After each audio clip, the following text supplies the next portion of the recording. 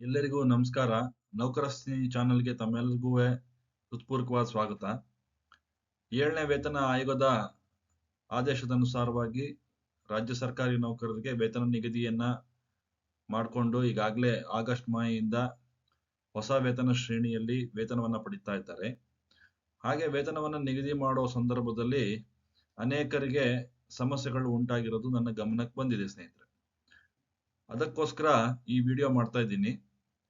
ಯಾವ ರೀತಿಯಾಗಿ ಒಂದು ವೇತನ ನಿಗದಿ ಮಾಡಬೇಕು, ಒಂದು ವೇಳೆ ವೇತನ ನಿಗದಿಯಲ್ಲಿ ತಪ್ಪಾಗ್ಬಿಟ್ರೆ ಯಾವ ರೀತಿಯ ಸಮಸ್ಯೆಗಳನ್ನ ಎದುರಿಸ್ಬೇಕಾಗತ್ತೆ ಅನ್ನೋದನ್ನ ಈ ವಿಡಿಯೋದಲ್ಲಿ ತಾವೆಲ್ಲ ಗಮನಿಸ್ಕೊಂಡು ಆ ರೀತಿಯಾಗಿ ವೇತನ ನಿಗದಿ ಮಾಡೋ ಸಂದರ್ಭದಲ್ಲಿ ಏನಾದರೂ ತಪ್ಪಾಗಿದ್ರೆ ಅದನ್ನ ಸರಿಪಡಿಸ್ಕೊಳ್ಳಿಕ್ಕೂ ಸಹ ಅವಕಾಶ ಇರುತ್ತೆ. ಅದನ್ನ ಸರಿಪಡಿಸ್ಕೊಳ್ಳಿ. ಒಂದು ವೇಳೆ ಹೆಚ್ಚುವರಿಯಾಗಿ ಏನಾದರೂ ವೇತನ ನಿಗದಿ ಮಾಡಿಬಿಟ್ರೆ ಅದು ನೌಕರನಿಗೆ ಸಮಸ್ಯೆ ಆಗುತ್ತೆ. ಹಾಗೂ ಕಡಿಮೆ ವೇತನ ನಿಗದಿ ಮಾಡಿದ್ರೆ ಅದು ಸಹ ನೌಕರನಿಗೆ ಸಮಸ್ಯೆ ಆಗುತ್ತೆ. ಹಾಗಾಗಿ ಪ್ರತಿಯೊಬ್ಬ ಡಿಡಿಒಗಳು ಮತ್ತೆ ಯಾರು ವೇತನ ನಿಗದಿ ಮಾಡೋ ಸಕ್ಷಮ ಪ್ರಾಧಿಕಾರಗಳಾಗಿರ್ತಾರೋ ಅವರು ಅತ್ಯಂತ ಜಾಗರೂಕತೆಯಿಂದ ವೇತನವನ್ನ ನಿಗದಿ ಮಾಡಬೇಕಾಗತ್ತೆ. ಇತ್ತೀಚೆಗೆ ಸರ್ಕಾರ ಹೊರಡಿಸಿರುವಂತಹ ಆದೇಶದನ್ವಯ ಹೆಚ್ಚುವರಿಯಾಗಿ ಏನಾದರೂ ವೇತನ ನಿಗದಿ ಮಾಡಿ ಸರ್ಕಾರದ ಹಣ ಹೆಚ್ಚುವರಿಯಾಗಿ ನೌಕರನಿಗೆ ಸಂದಾಯವಾಗಿದ್ರೆ ಅದನ್ನ ಅವನಿಂದ ವಸೂಲಿ ಮಾಡಬೇಕಾಗತ್ತೆ. ಸಿ ಮತ್ತು ಡಿ ವರ್ಗದ ನೌಕರರಿಗೆ ಸಂಬಂಧಪಟ್ಟಂತೆ ಹೆಚ್ಚುವರಿ ಏನಾದರೂ ಪಾವತಿ ಮಾಡಿದ್ರೆ ಅದು 5 ವರ್ಷಕ್ಕಿಂತ ಹಳೇದಾಗ್ಬಿಟ್ರೆ ಅವರಿಂದ ವಸೂಲಿ ಮಾಡಲಿಕ್ಕೆ ಅನೇಕ ಸಮಸ್ಯೆಗಳು ಎದುರಾಗುತ್ತೆ. ಹಾಗಾಗಿ ಆ ಒಂದು ಸಮಸ್ಯೆಗಳು ಮುಂದೆ ಬರಬಾರದು ಅನ್ನೋ ನಿಟ್ಟಿನಲ್ಲಿ ತಾವೆಲ್ಲ ವೇತನ ನಿಗದಿ ಮಾಡುವಾಗ ಅತ್ಯಂತ ಜಾಗರೂಕತೆಯಿಂದ ಮಾಡಬೇಕು. ಈ ವಿಡಿಯೋದಲ್ಲಿ ತಮ್ಗೆಲ್ಲರಿಗೂ ಯಾವ ರೀತಿ ವೇತನವನ್ನ ನಿಗದಿ ಮಾಡಬೇಕು ಅನ್ನೋ ರೀತಿಯಲ್ಲಿ ಒಂದು ಉದಾಹರಣೆ ಸಹಿತ ನಾನು ವಿವರಿಸ್ತಾ ಹೇಳ್ತಾ ಹೋಗ್ತೀನಿ. ಬನ್ನಿ ನೋಡೋಣ. ಸಿ ಮತ್ತು ಡಿ ವರ್ಗದ ನೌಕರರ ವೇತನ ನಿಗದಿಯಲ್ಲಿ ಏನಾದರೂ ಕಡಿಮೆ ಮಾಡಿಬಿಟ್ರೆ ಆಗ ಆ ನೌಕರನಿಗೆ ನೀವು ವ್ಯತ್ಯಾಸದ ಮೊತ್ತವನ್ನ ಪಾವತಿ ಮಾಡಬೇಕಾದ ಸಂದರ್ಭ ಬಂದ್ಬಿಡುತ್ತೆ.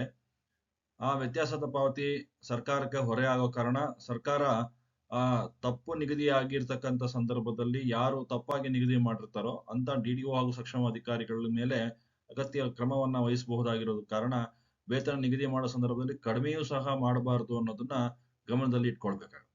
ವೇತನ ನಿಗದಿ ಮಾಡೋ ಮುನ್ನ ಪ್ರತಿಯೊಬ್ಬ ಡಿಡಿಒಗಳು ಹಾಗೂ ಸಕ್ಷಮ ಪ್ರಾಧಿಕಾರಿಗಳು ನೌಕರರ ಪ್ರಸ್ತುತ ವೇತನ, ಅವರ ವಾರ್ಷಿಕ ವೇತನ ಬಡ್ತಿ ದಿನಾಂಕ, ಗೈರು ಹಾಜರಾಗಿದ್ರೆ ಎಷ್ಟು ಅವಧಿಗಳಿಗೆ ಗೈರು ಹಾಜರಾಗಿದ್ದಾರೆ ಅದ್ರ ಬಗ್ಗೆ ಮಾಹಿತಿಯನ್ನ ಮತ್ತು ಕಾಲಬದ್ಧ ಮುಂಬಡ್ತಿ ಏನಾದರೂ ಪಡ್ಕೊಂಡಿದ್ರೆ ಆ ಕಾಲಬದ್ಧ ಮುಂಬಡ್ತಿಯ ವಿವರಗಳನ್ನ, ಸ್ವಯಂ ಚಾಲಿತ ವೇತನ ಬಡ್ತಿ ಏನಾದರೂ ನಿಗದಿ ಮಾಡ್ಕೊಳ್ಳಲಾಗಿದ್ರೆ ಅದ್ರ ಬಗ್ಗೆ ವಿವರಗಳು, ಹೆಚ್ಚುವರಿ ವೇತನ ಬಡ್ತಿಗಳು ಪಡೆದಿದ್ರೆ ಅದ್ರ ಬಗ್ಗೆ ವಿವರಗಳು, ಸ್ಥಗಿತ ವೇತನ ಬಡ್ತಿಗಳನ್ನ ಪಡೆದಿದ್ರೆ ಅದ್ರ ಬಗ್ಗೆ ವಿವರಗಳು, ವೈಯಕ್ತಿಕ ವೇತನ ಹಾಗೂ ಪದೋನ್ನತಿ ಹೊಂದಿದ ಹುದ್ದೆಯ ವೇತನ ಶ್ರೇಣಿ ಹಾಗೂ ದಿನಾಂಕವನ್ನ ಗಮನಿಸಿಕೊಂಡು ಈ ವೇತನ ನಿಗದಿಯನ್ನ ಮಾಡಬೇಕಾಗುತ್ತೆ.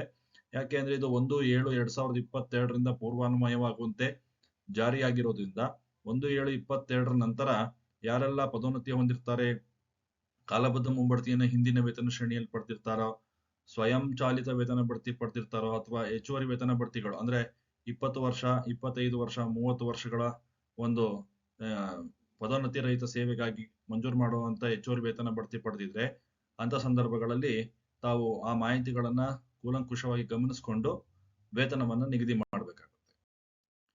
ತಾವೆಲ್ಲ ಈಗಾಗಲೇ 1/8/2024 ಅನ್ವಯವಾಗುವಂತೆ ಹೊಸ ವೇತನ ಶ್ರೇಣಿಯಲ್ಲಿ ವೇತನ ನಿಗದಿ ಮಾಡಿಬಿಟ್ಟಿದ್ದೀರಿ.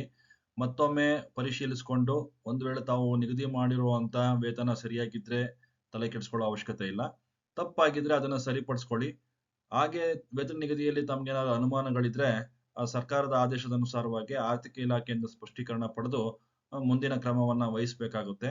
ತಪ್ಪಾಗಿ ಯಾವುದೇ ಕಾರಣಕ್ಕೂ ನಿಗದಿ ಮಾಡಬಾರ್ದು. ಒಬ್ಬ ನೌಕರನಿಗೆ ವೇತನ ನಿಗದಿ ಮಾಡೋ ಸಂದರ್ಭದಲ್ಲಿ ಹೆಚ್ಚಿಗೆಯಾಗೂ ನಿಗದಿ ಮಾಡಬಾರ್ದು ಹಾಗೂ ಕಡಿಮೆಯೂ ಸಹ ನಿಗದಿ ಮಾಡಬಾರ್ದು ಅನ್ನೋದನ್ನ ಗಮನಿಸಿಕೊಂಡು ಈ 7ನೇ ವೇತನ ಆಯೋಗದ ಆದೇಶವನ್ನ ಜಾರಿಗೊಳಿಸಬೇಕಾಗುತ್ತೆ.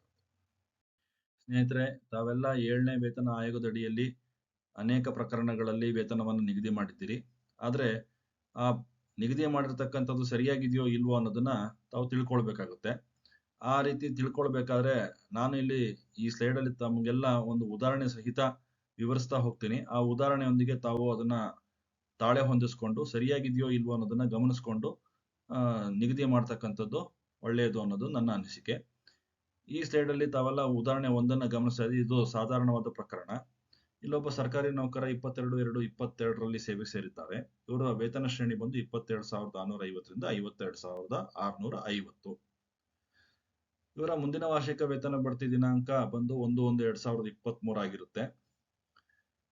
1/7/22ಕ್ಕೆ ಅಂದ್ರೆ 7ನೇ ವೇತನ ಆಯೋಗ ಜಾರಿ ಬಂದಂತ ಸಂದರ್ಭದಲ್ಲಿ ಇವರು ಪಡಿತಾ ಇದ್ದಂತ ವೇತನ ಬಂದು 27,650. ಇದರಲ್ಲಿ ಯಾವುದೇ ಸಂಶಯ ಇಲ್ಲ. ಈ ಮಾಹಿತಿ ಅನುಸಾರವಾಗಿ ನಾವು 7ನೇ ವೇತನ ಆಯೋಗದ ಅಡಿಯಲ್ಲಿ ವೇತನವನ್ನು ನಿಗದಿ ಮಾಡಿಕೊಂಡು ಪುನರ್ ನಿಗದಿ ಮಾಡ್ಕೊಳ್ತಾ ಹೋಗ್ಬೇಕು. ಅವರಿಗೆ ಹೊಸ ವೇತನ ಶ್ರೇಣಿಯಲ್ಲಿ ಅನ್ವಯವಾಗುವಂತಹ ವಾರ್ಷಿಕ ವೇತನ ಬಡ್ತಿಗಳನ್ನ ಬಿಡುಗಡೆ ಮಾಡಿ ಅವರ ವೇತನವನ್ನ ಕಾಲಕಾಲಕ್ಕೆ ಪುನರ್ ನಿಗದಿ ಮಾಡಿ ಅವ್ರಿಗೆ 1/8/2024ರಿಂದ ಅನ್ವಯವಾಗುವಂತೆ ಹೊಸ ವೇತನ ಶ್ರೇಣಿಯಲ್ಲಿ ವೇತನವನ್ನ ಪಾವತಿ ಮಾಡಬೇಕಾಗುತ್ತೆ. ಮೊದಲಿಗೆ ಯಾವುದೇ ವೇತನ ಶ್ರೇಣಿ ಅಡಿಯಲ್ಲಿ ನಿಗದಿ ಮಾಡಬೇಕಾದ್ರೆ ಮೊದಲು ವೇತನ ಶ್ರೇಣಿಯನ್ನು ನಾವು ಗುರುತಿಸ್ಕೊಳ್ಬೇಕಾಗುತ್ತೆ. ಇಲ್ಲಿ 27,650ರಿಂದ 52,650, ಅದಕ್ಕೆ ಸಂವಾದಿಯಾಗಿ 44,425ರಿಂದ 83,700 ವೇತನ ಶ್ರೇಣಿ ನಿಗದಿಯಾಗುತ್ತೆ. ಇವರು 1/7/22ಕ್ಕೆ ಅನ್ವಯವಾಗುವಂತೆ 27,650 ವೇತನ ಏನು ಪಡಿತಾ ಇದ್ರು ಮೂಲ ವೇತನ, ಅದಕ್ಕೆ 44,425 ಮೂಲ ವೇತನವನ್ನ ನಾವು ನಿಗದಿ ಮಾಡಬೇಕಾಗುತ್ತೆ.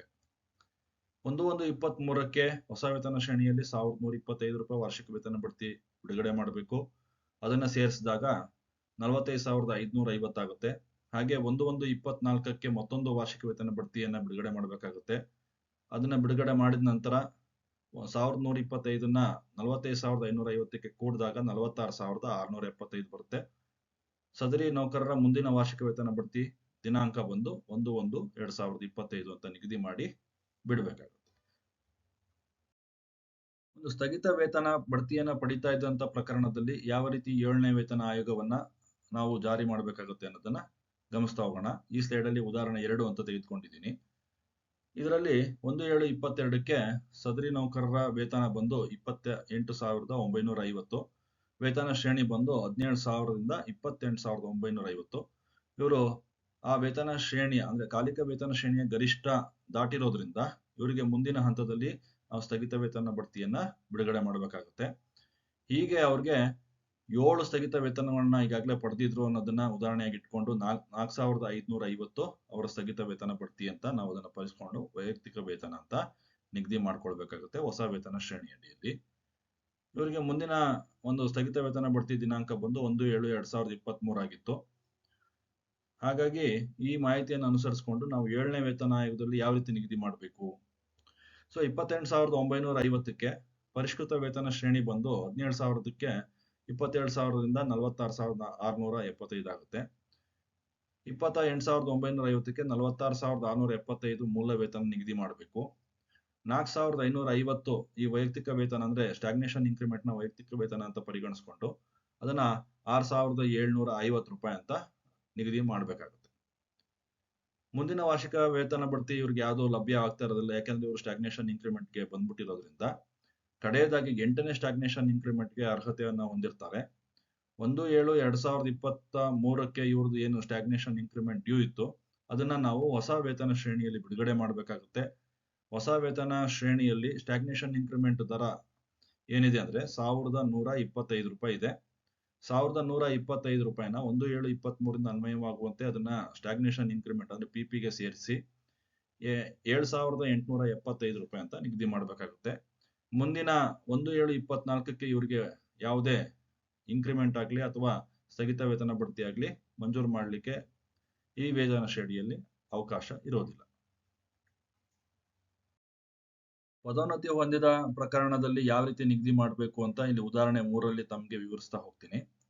ಇಲ್ಲೊಬ್ಬ ಸರ್ಕಾರಿ ನೌಕರರಿಗೆ 24,600 ವೇತನ ಪಡಿತಾ ಇದ್ದಂತ ನೌಕರ ಪ್ರಮೋಷನ್ ಹೊಂದುತ್ತಾರೆ. ಅವ್ರಿಗೆ 24/2/2023ರಿಂದ ಅನ್ವಯವಾಗುವಂತೆ ಪದೋನ್ನತಿ ಆದೇಶ ಜಾರಿಯಾಗಿರುತ್ತೆ. ಅಂದ್ರೆ 24/2/23ರಿಂದ ಅವರು ಪ್ರಥಮ ದರ್ಜೆ ಸಹಾಯಕರಾಗಿ ವರದಿ ಮಾಡ್ಕೊಂಡಿರ್ತಾರೆ. ಇವರಿಗೆ 1/7/2023ಕ್ಕೆ ವಾರ್ಷಿಕ ವೇತನ ಬಡ್ತಿ ಬಾಕಿ ಇರುತ್ತೆ. ಅಂತ ಸಂದರ್ಭದಲ್ಲಿ ಇವರಿಗೆ ಯಾವ ರೀತಿ ನಾವು ವೇತನವನ್ನ ನಿಗದಿ ಮಾಡಬೇಕು 7ನೇ ವೇತನ ಆಯೋಗದ ಅನುಸಾರವಾಗಿ ನೋಡ್ತಾ ಹೋಗೋಣ. 24,600ಕ್ಕೆ ನಿಗದಿ ಮಾಡಬೇಕಾಗುತ್ತೆ 39,300, ಯಾಕಂದ್ರೆ ಇವರು 1/7/22ಕ್ಕೆ SDA ಆಗಿದ್ರು. ಆ SDA ಆದ ನಂತರ ಇದು ಜಾರಿ ಆಗಿರೋದ್ರಿಂದ ಆ 1/7/22 ನಂತರ ಇವರಿಗೆ ಪದೋನ್ನತಿ ಆಗಿರೋದ್ರಿಂದ ಇವರಿಗೆ ನಾವು 42B2 ಪ್ರಕಾರ ವೇತನವನ್ನ ನಿಗದಿ ಮಾಡಬೇಕಾಗುತ್ತೆ. 21,400 42,000 ಏನ್ ವೇತನ ಶ್ರೇಣಿ ಹಳೆಯದು SDA ಇತ್ತು ಅದನ್ನ ನಾವು ನಿಗದಿ ಮಾಡ್ಕೊಳ್ಬೇಕು ಫಸ್ಟ್ಗೆ. ನೆಕ್ಸ್ಟ್ ಇನ್ಕ್ರಿಮೆಂಟ್ ಡೇಟ್ 1/7/23 ಇತ್ತು. 1/7/23 ಮುಂಚೆನೆ ಅಂದ್ರೆ 24/2/23 ಇವರಿಗೆ ಪದೋನ್ನತಿ ಆಗ್ಬಿಡುತ್ತೆ. ಹಾಗಾಗಿ 24/2/23 ಅನ್ವಯವಾಗುವಂತೆ ಇವರ ವೇತನವನ್ನ ನಾವು ಬದಲಾಯಿಸಬೇಕಾಗುತ್ತೆ. ಇವರಿಗೆ ಬಂದು FDA ಹುದ್ದೆ ಅಂದ ತಕ್ಷಣ ತಾವೆಲ್ಲ ಗಮನಿಸ್ಕೊಳ್ಬೇಕು. FDA ಯಾವ ವೇತನ ಶ್ರೇಣಿಗೆ ಇವರಿಗೆ ನಿಗದಿ ಮಾಡಲಾಗಿತ್ತು ಪದೋನ್ನತಿ ಆದೇಶದಲ್ಲಿ ಅದನ್ನ ಅನುಸಾರವಾಗಿ ನಿಗದಿ ಮಾಡಬೇಕಾಗುತ್ತೆ. ಪ್ರಥಮ ದರ್ಜೆ ಸಹಾಯಕರ ಹುದ್ದೆಯ ಕಾಲಿಕ ವೇತನ ಶ್ರೇಣಿ ಬಂದು 44,425 83,700. ಆದ್ರೆ ಇವರು ಕಾಲಿಕ ವೇತನ ಶ್ರೇಣಿಯ ಕನಿಷ್ಠಕ್ಕಿಂತ ಕಡಿಮೆ ವೇತನ ಪಡಿತಾ ಇರೋದ್ರಿಂದ ಕನಿಷ್ಠಕ್ಕೆ ನಿಗದಿ ಮಾಡಬೇಕಾಗುತ್ತೆ. ಹಾಗಾಗಿ 44,425ಕ್ಕೆ ಇವರಿಗೆ ಪದೋನ್ನತಿ ಹೊಂದಿದ ದಿನಾಂಕದಿಂದ ಅಂದ್ರೆ 24/2/23 ಅನ್ವಯವಾಗುವಂತೆ ಮೂಲ ವೇತನವನ್ನ ನಿಗದಿ ಮಾಡಬೇಕಾಗುತ್ತೆ. ಇವರು ಕನಿಷ್ಠಕ್ಕೆ ನಿಗದಿ ಮಾಡಿರೋದ್ರಿಂದ ಇವರ ವಾರ್ಷಿಕ ವೇತನ ಬಡ್ತಿ ದಿನಾಂಕ ಸಹ ಬದಲಾಗೋಗುತ್ತೆ.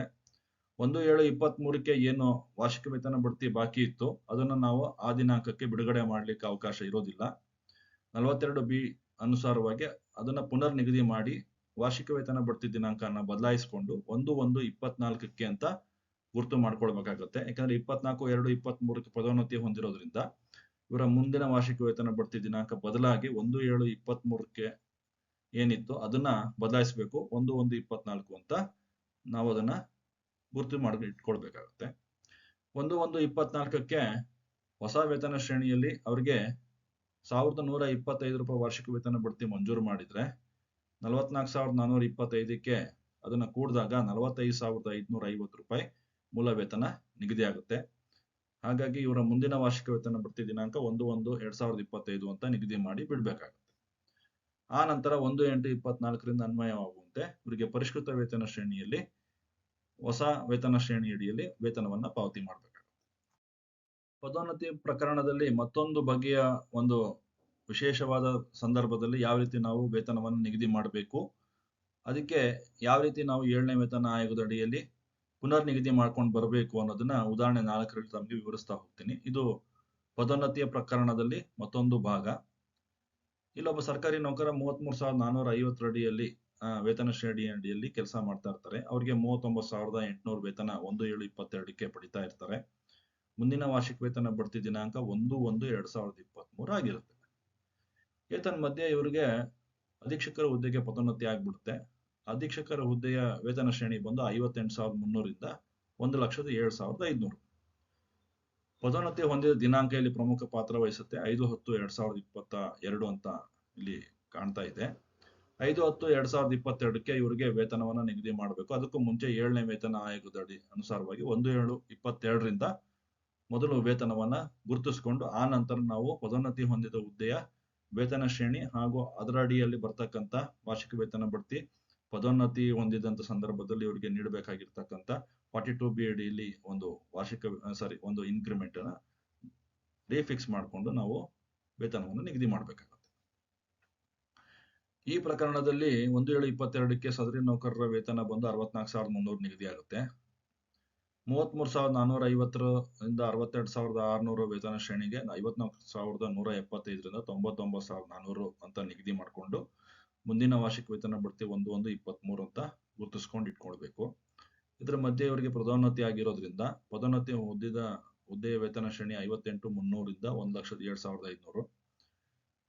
5/10/2022ಕ್ಕೆ ಪದೋನ್ನತಿ ಹೊಂದಿರೋದ್ರಿಂದ 42B ಅನುಸಾರವಾಗಿ ಇವರಿಗೆ ಒಂದು ವೇತನ ಬಡ್ತಿಯನ್ನ ಮಂಜೂರು ಮಾಡಿ 65,950ಕ್ಕೆ ನಿಗದಿ ಮಾಡಬೇಕಾಗುತ್ತೆ. ಇವರಿಗೆ ಯಾವುದೇ ವಾರ್ಷಿಕ ವೇತನ ಬಡ್ತಿ ದಿನಾಂಕವನ್ನ ಬದಲಾಯಿಸೋ ಅವಶ್ಯಕತೆ ಇಲ್ಲ. ಯಾಕೆಂದ್ರೆ ಇವರು ಪದೋನ್ನತಿ ಹೊಂದಿದ ಕಾಲಿಕ ವೇತನ ಶ್ರೇಣಿಯ ಕನಿಷ್ಠಕ್ಕಿಂತ ಹೆಚ್ಚಿನ ಮೂಲ ವೇತನವನ್ನು ಪಡಿತಾ ಇರೋದ್ರಿಂದ ಇವರಿಗೆ ಯಾವುದೇ ಪದೋನ್ನತಿ ಸಂದರ್ಭದಲ್ಲಿ ವೇತನ ಬಡ್ತಿ ದಿನಾಂಕ ಬದಲಾಗುವುದಿಲ್ಲ. ಹೊಸ ವೇತನ ಶ್ರೇಣಿಯಲ್ಲಿ ಇವರಿಗೆ 1/1/2023ಕ್ಕೆ ಏನು ಬಾಕಿ ಇತ್ತು ವಾರ್ಷಿಕ ವೇತನ ಬಡ್ತಿ ಅದನ್ನ ಮಂಜೂರು ಮಾಡಬೇಕು. ಹಾಗೆ ಮಂಜೂರು ಮಾಡಿದ್ರೆ 67,600 ಆಗುತ್ತೆ. 1,650 ರೂಪಾಯಿ ನೀವು ಇನ್ಕ್ರಿಮೆಂಟ್ ನ ಮಂಜೂರು ಮಾಡಬೇಕು. ಹಾಗೆ 1650 ಮತ್ತೊಂದು ಇನ್ಕ್ರಿಮೆಂಟ್ ನ ನೀವು ಮಂಜೂರು ಮಾಡಿದ್ರೆ 1/1/24ರಿಂದ ಅನ್ವಯವಾಗುತ್ತೆ. 69,250 ರೂಪಾಯಿ ನಿಗದಿ ಆಗುತ್ತೆ. ಇವರ ಮುಂದಿನ ವಾರ್ಷಿಕ ವೇತನ ಬಡ್ತಿ ದಿನಾಂಕ ಬಂದು 1/1/2025 ಅಂತ ನಿಗದಿ ಮಾಡಿ ಬಿಡಬೇಕಾಗುತ್ತೆ. ಇನ್ನೊಂದು ಪದೋನ್ನತಿ ಪ್ರಕ್ರಿಯೆ ಪ್ರಕರಣ 1 ಸಂಬಂಧಪಟ್ಟಂತೆ 3ನೇ ಉದಾಹರಣೆಯನ್ನು ತೆಗೆದುಕೊಂಡು ಬಂದಿದ್ದೀನಿ. ಇದು ಉದಾಹರಣೆ ಸಂಖ್ಯೆ ಬಂದು 5. ಈ ಉದಾಹರಣೆಯಲ್ಲಿ ಕೆಲವೊಂದು ಸಂದರ್ಭಗಳಲ್ಲಿ ಒಬ್ಬ ನೌಕರ ಇನ್ನೇನು ಕನಿಷ್ಠಕ್ಕಿಂತ ಒಂದು ಇನ್ಕ್ರಿಮೆಂಟ್ ಪಡೆದು ಕನಿಷ್ಠ ದಾಟೋದ್ರಲ್ಲೇ ಇರ್ತಾರೆ ಅಂತ ಸಂದರ್ಭ ಬಂದಾಗ ಅವರು ಒಂದು ಇಚ್ಛೆಯನ್ನು ವ್ಯಕ್ತಪಡಿಸಿ ಆ ಹಿಂದಿನ ಕಾಲಿಕ ವೇತನ ಶ್ರೇಣಿಯಲ್ಲೇ ಮುಂದುವರೆದು ಆ ವೇತನ ಬಡ್ತಿಯನ್ನು ಪಡೆದು ಆ ನಂತರ ಪದೋನ್ನತಿಯ ಪ್ರಕ್ರಿಯೆ ಅನುಸಾರವಾಗಿ ಅವರಿಗೆ ವೇತನವನ್ನು ನಿಗದಿ ಮಾಡ್ಕೊಳ್ಳೋದಕ್ಕೆ ಅವಕಾಶವನ್ನ 42B3 ಪ್ರಕಾರ ನೀಡಲಾಗಿರುತ್ತೆ. ಅದು ಅವರಿಗೆ ಲಾಭಕರವಾಗಿರೋದ್ರಿಂದ ಆ ರೀತಿ ನಾವು ನಿಗದಿ ಮಾಡಬೇಕಾಗುತ್ತೆ. ಇದಕ್ಕೆ ಒಂದು ಉದಾಹರಣೆಯನ್ನ ತಮ್ಮ ಮುಂದೆ ಇಲ್ಲಿ ಪ್ರಸ್ತುತಪಡಿಸ್ತಾ ಇದ್ದೀನಿ. ಇವರು 36,000ರಿಂದ 67,550 ವೇತನ ಶ್ರೇಣಿಯಲ್ಲಿ ಇರುವಂತ ನೌಕರ. ಇವರಿಗೆ 1/7/23ರಲ್ಲಿ ವಾರ್ಷಿಕ ವೇತನ ಬಡ್ತಿ ಬಾಕಿ ಇರುತ್ತೆ. ಅವರು 1/7/22ಕ್ಕೆ ಅನ್ವಯವಾಗುವಂತೆ 42,000 ಮೂಲ ವೇತನವನ್ನ ಇಂದಿನ ವೇತನ ಶ್ರೇಣಿಯಲ್ಲಿ ಪಡಿತಾ ಇರ್ತಾರೆ. ಇವರಿಗೆ ಗುಂಪು ಬಿ ಹುದ್ದೆಗೆ 3/6/23ರಿಂದ ಅನ್ವಯವಾಗುವಂತೆ ಪದೋನ್ನತಿ ಹೊಂದುತ್ತಾರೆ. ಇಲ್ಲಿ ಪ್ರಮುಖವಾಗಿ ತಾವೆಲ್ಲ ಗಮನಿಸ್ಕೊಳ್ಬೇಕಾಗಿರೋದೇನಂದ್ರೆ ಇವರಿಗೆ ಪದೋನ್ನತಿ ಹೊಂದಿದ ವೇತನ ಶ್ರೇಣಿ ಏನಿದೆ 69,250ರಿಂದ 1,34,200. ಸೊ ಇಲ್ಲಿ ಪ್ರಾರಂಭಿಕ ವೇತನ ಏನಿತ್ತು ಅವ್ರಿಗೆ 1/7/22ಕ್ಕೆ ನಾವು ನಿಗದಿ ಮಾಡಿದಾಗ 67,600. ಹಾಗೆ ಅವ್ರಿಗೆ ಒಂದು ಇನ್ಕ್ರಿಮೆಂಟ್ ಕೊಟ್ರೆ ಹಿಂದಿನ ವೇತನ ಶ್ರೇಣಿಯಲ್ಲೇ ಇನ್ಕ್ರಿಮೆಂಟ್ ಕೊಟ್ಟಿದ್ರೆ ಅವ್ರಿಗೆ 69,250 ಬರ್ತಿತ್ತು. ಆದ್ರೆ ಇವ್ರಿಗೆ ಅದಕ್ಕೂ ಮುಂಚೆನೆ ಪದೋನ್ನತಿ ಆಗ್ಬಿಟ್ಟಿರೋದ್ರಿಂದ ಆ ಕಾಲಿಕ ವೇತನ ಶ್ರೇಣಿಯಲ್ಲಿ ಏನು ವಾರ್ಷಿಕ ವೇತನ ಬಡ್ತಿ ಬರ್ತಿತ್ತು ಅದನ್ನ ಮುಂದುವರಿಸಿಕೊಂಡು ಹೋಗ್ಲಿಕ್ಕೆ ಅವಕಾಶವನ್ನ ನೀಡಲಾಗಿರುತ್ತೆ. ಅದರ ಅನುಸಾರವಾಗಿ ನಾವು ವೇತನವನ್ನ ಪುನರ್ ನಿಗದಿ ಮಾಡ್ಕೊಂಡು ಹೋಗ್ಬೇಕಾಗುತ್ತೆ. 1/7/22ರಿಂದ ಅನ್ವಯವಾಗುವಂತೆ ಇವರಿಗೆ ಹೊಸ ವೇತನ ಶ್ರೇಣಿಯಲ್ಲಿ 67,600 ನಿಗದಿ ಮಾಡಿ ಹೊಸ ವೇತನ ಶ್ರೇಣಿ ಏನಿದೆ 58,300ರಿಂದ 1,07,500ಕ್ಕೆ ನಿಗದಿ ಮಾಡಬೇಕಾಗುತ್ತೆ. ವಾರ್ಷಿಕ ವೇತನ ಬಡ್ತಿ ದಿನಾಂಕ ಬಂದು 1/7/2023 ನಿಗದಿ ಮಾಡಬೇಕು. ಆ ನಂತರ ಸದರಿ ನೌಕರರಿಗೆ ಹಿಂದಿನ ವೇತನ ಶ್ರೇಣಿಯಲ್ಲಿ ನಾವು ಏನು ಇನ್ಕ್ರಿಮೆಂಟ್ ಕೊಡಬೇಕಾಗಿತ್ತು ಅದನ್ನ ಮಂಜೂರು ಮಾಡಿ ಆ ನಂತರ 69,250ಕ್ಕೆ ಪುನರ್ ನಿಗದಿ ಮಾಡಬೇಕಾಗುತ್ತೆ. ಆ ವಾರ್ಷಿಕ ವೇತನ ಬಡ್ತಿ ದಿನಾಂಕದವರೆಗೆ ಅವರಿಗೆ ಮುಂದೂಡಿಕೊಂಡು ನಾವು ಬರಬೇಕಾಗುತ್ತೆ. ಸೊ 3/6/23 ಆಗಿದ್ರೂ 1/7/23ವರೆಗೆ ಅವರು ಹಳೆಯ ವೇತನ ಶ್ರೇಣಿಯಲ್ಲೇ ವೇತನವನ್ನ ಪಡಿಬೇಕಾಗುತ್ತೆ. ಆ ನಂತರ ಅವರಿಗೆ 1/7/23ರಿಂದ 42B3 ಅನುಸಾರವಾಗಿ ಒಂದು ಪದೋನ್ನತಿ ಬಡ್ತಿ ಏನಿತ್ತು ಅದನ್ನ ಮಂಜೂರು ಮಾಡಿ 70,900ಕ್ಕೆ ನಿಗದಿ ಮಾಡಿ 1/7/2024ಕ್ಕೆ 1,650 ರೂಪಾಯಿ ವಾರ್ಷಿಕ ವೇತನ ಬಡ್ತಿಯನ್ನ ಮಂಜೂರು ಮಾಡಿ 72,550ಕ್ಕೆ ಪುನರ್ ನಿಗದಿ ಮಾಡಬೇಕಾಗುತ್ತೆ. ಇವರ ಮುಂದಿನ ವಾರ್ಷಿಕ ವೇತನ ಬಡ್ತಿ ಬಂದು 1/7/25 ಅಂತ ನಿಗದಿ ಮಾಡಿ ಬಿಡಬೇಕಾಗುತ್ತೆ. 10 ವರ್ಷಗಳ ಕಾಲಬದ್ಧ ಮುಂಬಡ್ತಿಯನ್ನ ಪಡೆದಿರುವಂತ ಸಂದರ್ಭದಲ್ಲಿ ಒಬ್ಬ ಸರ್ಕಾರಿ ನೌಕರನಿಗೆ 7ನೇ ವೇತನ ಆಯೋಗದಲ್ಲಿ ಯಾವ ರೀತಿ ನಾವು ವೇತನಗಳನ್ನ ಪುನರ್ ನಿಗದಿ ಮಾಡಬೇಕು ಅಂತ ನೋಡ್ತಾ ಹೋಗೋಣ. ಇದು ಉದಾಹರಣೆ ಸಂಖ್ಯೆ ಬಂದು 6. ಇಲ್ಲಿ ನೀಡಿರ್ತಕ್ಕಂಥ ಮಾಹಿತಿ ಅನುಸಾರವಾಗಿ ಒಬ್ಬ ಸರ್ಕಾರಿ ನೌಕರ 43,100ರಿಂದ 83,900 ಕಾಲಿಕ ವೇತನ ಶ್ರೇಣಿಯಲ್ಲಿರ್ತಾರೆ. ಇವರಿಗೆ 1/7/2022ರಲ್ಲಿ 52,650 ಮೂಲ ವೇತನ ಪಾವತಿಯಾಗಿರುತ್ತೆ. ಸದರಿ ನೌಕರರಿಗೆ 1/7/2023ರಲ್ಲಿ ವಾರ್ಷಿಕ ವೇತನ ಬಡ್ತಿ ಬಾಕಿ ಇರುತ್ತೆ. ಇವರು ಸೇವೆ ಸೇರಿದ ದಿನಾಂಕ ಬಂದು 16/8/2013 ಅಂದ್ರೆ 15/8/2023ಕ್ಕೆ 10 ವರ್ಷಗಳ ಕಾಲಬದ್ಧ ಮುಂಬಡ್ತಿ ಪಡೀಲಿಕ್ಕೆ ಇವರಿಗೆ ಅರ್ಹತೆಯನ್ನ ಪಡಿತಾ ಇರ್ತಾರೆ. 16/8/2023ರಿಂದ ಅನ್ವಯವಾಗುವಂತೆ ಇವರಿಗೆ ಕಾಲಬದ್ಧ ಮುಂಬಡ್ತಿಯನ್ನ ಮಂಜೂರು ಮಾಡಬಹುದು. ಯಾವ ಸಂದರ್ಭದಲ್ಲಿ ಇವರಿಗೆ 15/8/2023ರವರೆಗೆ ಯಾವುದೇ ಪದೋನ್ನತಿಯನ್ನ ನೀಡದ ಸಂದರ್ಭದಲ್ಲಿ ಅಥವಾ ಪದೋನ್ನತಿಯನ್ನು ನಿರಾಕರಿಸದೇ ಇದ್ದಂತ ಸಂದರ್ಭದಲ್ಲಿ ಇವರಿಗೆ ಮಂಜೂರು ಮಾಡಬಹುದಾಗಿರುತ್ತೆ. ಹಾಗೆ ಮಂಜೂರು ಮಾಡಿದಂತ ಪ್ರಕರಣ ಅಂತ ನಾವು ಗಮನಿಸಿಕೊಂಡು ಇವರಿಗೆ ವೇತನವನ್ನ ನಿಗದಿ ಯಾವ ರೀತಿ ಮಾಡಬೇಕು ಅನ್ನೋದನ್ನ ನೋಡ್ತಾ ಹೋಗೋಣ. 7ನೇ ವೇತನ ಆಯೋಗದ ಅಡಿಯಲ್ಲಿ 43,100ಕ್ಕೆ 83,000 ವೇತನ ಶ್ರೇಣಿ ಪಡಿತಾ ಇರತಕ್ಕಂಥದಕ್ಕೆ ಪುನರ್ ನಿಗದಿ ಮಾಡಬೇಕಾಗಿರೋದು 69,250ರಿಂದ 1,34,200. 1/7/2023ಕ್ಕೆ ಇವರ ಪರಿಷ್ಕೃತ ವೇತನ ಬಂದು 83,700 ಆಗುತ್ತೆ. 1/7/23ಕ್ಕೆ ಇವರಿಗೆ ವಾರ್ಷಿಕ ವೇತನ ಬಡ್ತಿ ದಿನಾಂಕ ಅಂತ ನಾವು ನಿಗದಿ ಮಾಡಬೇಕಾಗುತ್ತೆ. ಸೊ 16/8/2023 13 ಅಂದ್ರೆ 1/7/23ಕ್ಕೆ ಇವ್ರಿಗೆ ವಾರ್ಷಿಕ ವೇತನ ಬಡ್ತಿಯನ್ನ ಪರಿಷ್ಕೃತ ವೇತನ ಶ್ರೇಣಿಯಲ್ಲಿ ಮಂಜೂರು ಮಾಡಬೇಕು. 85,600 ಆಗುತ್ತೆ. ಅಂದ್ರೆ ₹1,900 ಏನಿದೆ ಅದು ವಾರ್ಷಿಕ ವೇತನ ಬಡ್ತಿ ಬಿಡುಗಡೆ ಮಾಡಿದ ನಂತರ ಇವರಿಗೆ ನಿಗದಿ ಮಾಡಬೇಕಾಗಿರೋ ಮೂಲ ವೇತನ ಆಗುತ್ತೆ. ಇನ್ನ ಟೈಮ್ ಬಾಂಡ್ ಅಡ್ಜಸ್ಟ್ಮೆಂಟ್ ಕಾಲಬದ್ಧ ಮುಂಬಡ್ತಿ ನಿಯಮಗಳು 1983 ಅನುಸಾರವಾಗಿ ಇವರಿಗೆ 2,300 ಒಂದು ವೇತನ ಹೆಚ್ಚಳವನ್ನ ಮಂಜೂರು ಮಾಡಬೇಕಾಗುತ್ತೆ. ಅದು 16/8/2023 ಅನ್ವಯವಾಗುವಂತೆ ನಿಗದಿ ಮಾಡಿದಾಗ 87,900ಕ್ಕೆ ಅವರ ಮೂಲ ವೇತನವನ್ನ ಪುನರ್ ನಿಗದಿ ಮಾಡಬೇಕು. ಆ ನಂತರ ಅವರ ಒಂದು ಕಾಲಿಕ ವೇತನ ಶ್ರೇಣಿ ಏನಿತ್ತು ಅದನ್ನ ಆಯ್ಕೆ ಕಾಲಿಕ ವೇತನ ಶ್ರೇಣಿಗೆ ನಿಗದಿ ಮಾಡಬೇಕಾಗುತ್ತೆ. 82,550 ಇಂದ 1,41,200ಕ್ಕೆ ಇವರು ಕಾಲಿಕ ವೇತನ ಶ್ರೇಣಿ ನಾವು ನಿಗದಿ ಮಾಡಬೇಕಾಗುತ್ತೆ. ಹಾಗೆ ನಿಗದಿ ಮಾಡಿದ ಕಾಲಿಕ ವೇತನ ಶ್ರೇಣಿಯಲ್ಲಿ ಮತ್ತೊಂದು ಇವರಿಗೆ ವಾರ್ಷಿಕ ವೇತನ ಬಡ್ತಿಯನ್ನು ಸಹ ಮಂಜೂರು ಮಾಡಬೇಕಾಗುತ್ತೆ. ಅದು 1/7/24ರಿಂದ ಅನ್ವಯವಾಗುವಂತೆ ₹2,300 ವಾರ್ಷಿಕ ವೇತನ ಬಡ್ತಿ ನೀಡಿದ ನಂತರ ಇವರ ಮೂಲ ವೇತನ ಬಂದು ₹90,200 ಆಗುತ್ತೆ. ಮುಂದಿನ ವಾರ್ಷಿಕ ವೇತನ ಬಡ್ತಿ ದಿನಾಂಕ ಬಂದು 1/7/25 ಅಂತ ನಿಗದಿ ಮಾಡಿ ಕೂರಿಸಬೇಕಾಗುತ್ತೆ. ಒಬ್ಬ ಮಾಜಿ ಸೈನಿಕರ ಪ್ರಕರಣದಲ್ಲಿ ವೇತನ ಶ್ರೇಣಿಯಲ್ಲಿ ನಾವು ಯಾವ ರೀತಿ 7ನೇ ವೇತನ ಆಯೋಗವನ್ನು ನಿಗದಿ ಮಾಡಬೇಕು ಅನ್ನೋದನ್ನ ಈ ಉದಾಹರಣೆ 7ರಲ್ಲಿ ವಿವರಿಸ್ತೀನಿ. ಯಾಕೆಂದ್ರೆ ಇದು ತುಂಬಾ ಪ್ರಮುಖವಾದ ಪ್ರಕರಣ ಆಗಿರುತ್ತೆ. ತಾವೆಲ್ಲ ಇದನ್ನ ಎಚ್ಚರಿಕೆಯಿಂದ ಗಮನಿಸಿಕೊಂಡು ಮಾಜಿ ಸೈನಿಕರ ಪ್ರಕರಣದಲ್ಲಿ ವೇತನವನ್ನು ನಿಗದಿ ಮಾಡಬೇಕಾದ್ರೆ ಯಾವುದೇ ತಪ್ಪಾಗದೇ ರೀತಿಯಲ್ಲಿ ನಾವು ವೇತನವನ್ನು ನಿಗದಿ ಮಾಡಬೇಕು. ಈ ಮಾಜಿ ಸೈನಿಕರ ಪ್ರಕರಣದಲ್ಲಿ ಅನೇಕ ಸಂದರ್ಭಗಳಲ್ಲಿ ತಪ್ಪಾಗಿ ನಿಗದಿ ಆಗ್ತಕ್ಕಂಥದ್ದೇ ಹೆಚ್ಚಿನ ಪ್ರಕರಣಗಳು ನಾವು ಕಂಡು ಬಂದಿದೆ. ಆದ್ರೆ ಆ ರೀತಿ ತಪ್ಪು ಮಾಡೋದು ಬೇಡ. ಈ ಒಂದು ಉದಾಹರಣೆಯನ್ನು ತಾವು ಗಮನಿಸಿದ್ರೆ ತಮಗೆ ಇರ್ತಕ್ಕಂಥ ಎಲ್ಲ ಅನುಮಾನಗಳು ಬಗೆಹರುತ್ತೆ ಅಂತ ನನ್ನ ಭಾವನೆ. ಇಲ್ಲೊಬ್ಬ ಸರ್ಕಾರಿ ನೌಕರ 27,650ರಿಂದ 52,650ರ ವೇತನ ಶ್ರೇಣಿಯಲ್ಲಿ ನೇಮಕ ಆಗಿರ್ತಕ್ಕಂಥವ್ರಾಗಿರ್ತಾರೆ.